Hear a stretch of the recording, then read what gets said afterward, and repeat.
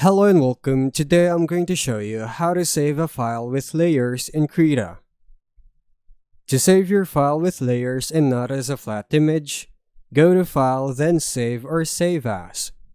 In the File Format dropdown, choose Krita Document, which is a .kra file. This format fully preserves layers, layer groups, masks, blending modes, transparency, and animation data. If this is your first time saving the project, use Save As. Pick a location, name your file, and make sure the extension ends in .kra before clicking Save.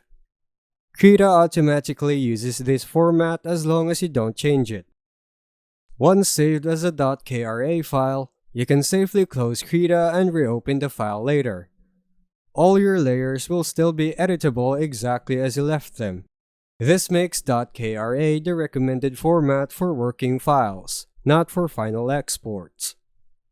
If you need a final image for sharing or uploading, export a copy instead as a PNG or JPG, but always keep the .kra version as your master file.